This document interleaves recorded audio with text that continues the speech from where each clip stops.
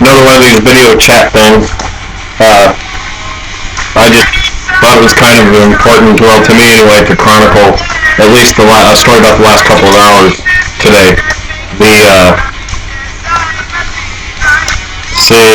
It's actually, it's, I don't know, 1 in the afternoon, Wednesday the 15th. Well, I went to work this morning, pretty regular day. We're finishing up what we need to finish, just about done. Probably leave it about 90% done, but I'm pretty confident these guys can waller their way through the rest of it just fine. Ran out of cigarettes last night, whatever, and I asked for my, I don't know, whatever you want to call it, translator, confidant, escort. He's also a mechanical engineer on the project.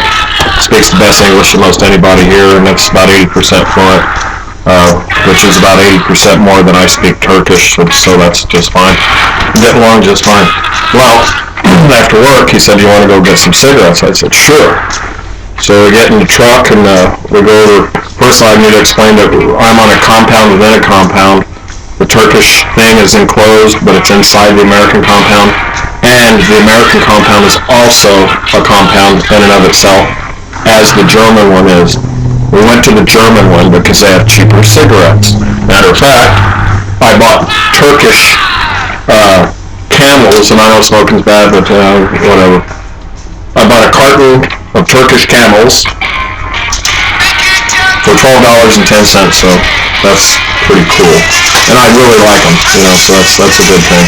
Yesterday I was phoning them off another Afghan guy. No problem. He was there like every 2 minutes, which, he was happy to be helping me out. But we left, and all I had for ID is what I came with. What I was issued in the States. I have obviously my American passport. I have a thing called an LOA, which is a letter of authorization.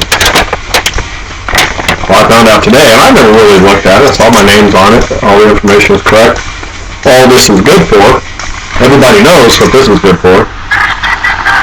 All this is for is getting in and out of Afghanistan through military facilities. Had I flown into a civilian airport, I would have got a visa and everything. So I don't have an Afghanistan. Whatever. Anyway, we left. There's 3 entry points to a German facility.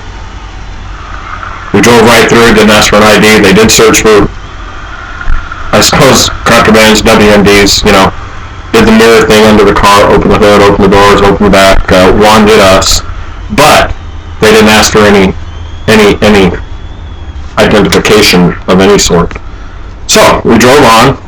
First we went to the German PX, whatever, and that's where I bought the Camels.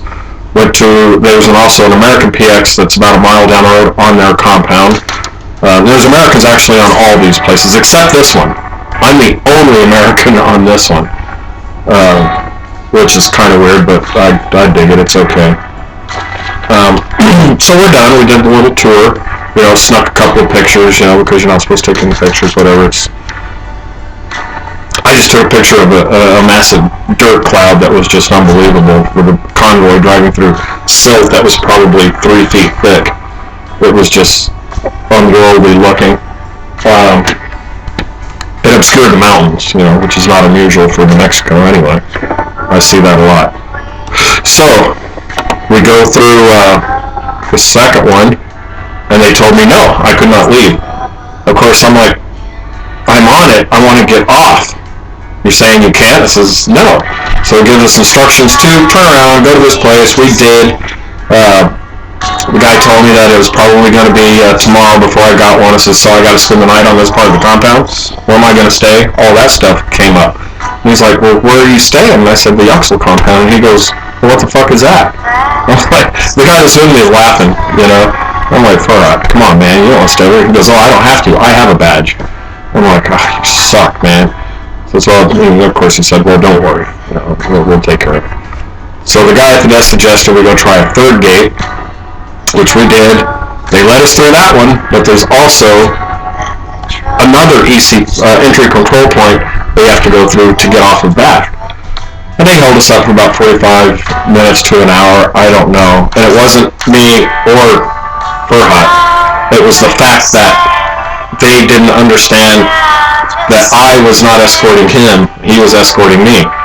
What's not to understand? He has escort on his badge, I have whatever, you know. They just laughed about it and they said, go. So, we went. We got pulled over, which is a first, coming onto this one, because I had, and we got out of the gate, or out of the truck again, and I had this on my belt. You know, I've been wearing it the whole time, whatever, it's a utility knife, whatever, but I'm talking, these guys have these big, giant, armored trucks with a machine gun on top. They all got machine guns, sidearms and everything, and they give me grief for having a pocket knife on my belt, you know. I was pretty well outmatched, but obviously they let me keep it and they waved us on. So, that's all good. That's pretty much about it. You know, it was a better part of, I'd say, between 2.5 and 3 hours from beginning to end. But basically, my statement, the reason for it is it's a testament to how screwed up the security is. You can get on, but you can't get off. Kind of like it was kind of like a Hotel California thing, you know. You can see, like TV here, it's the one channel. I think it's some kind of Turkish soap opera right now, which I'm not learning anything, but I'll watch it anyway sometimes. But if you want to wake up at 2 or 3 in the morning, there's always an English movie on, subtitled English, and which is sucky because the TV is pretty small, but the subtitles are about this big in Turkish script. Last night I woke up and I watched, the last 2/3 of Spy Kids 2, which kind of rang a bell with me because I was on a motorcycle trip up into Colorado with Mike Chris Schultz and a bunch of other friends, and we stopped at a Monte Vista called the Drive-In Hotel, and then they had a regular drive-in out front, and the back was, the hotel was 2 stories, kind of curved around the very back of the drive-in, and all the rooms had a big picture window, of course, facing the screen. We could sit there and watch a movie, had the sound piped in.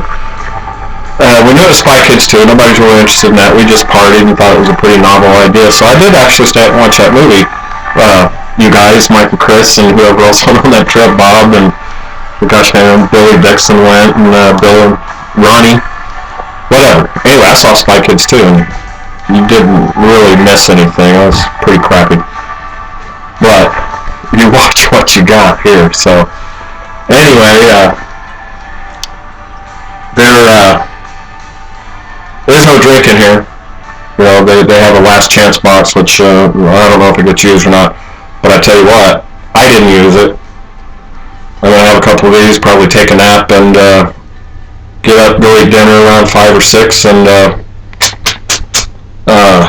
by that time we'll have the internet turned on, so I can do a little bit of my Facebooking, which Beth says I'm addicted to. Love you, Beth. I'll put some pictures on it. Maybe this one. I know. It's getting pretty long. It's like 9 minutes, so I'm gonna stop it now and just say all is good. Love all you guys.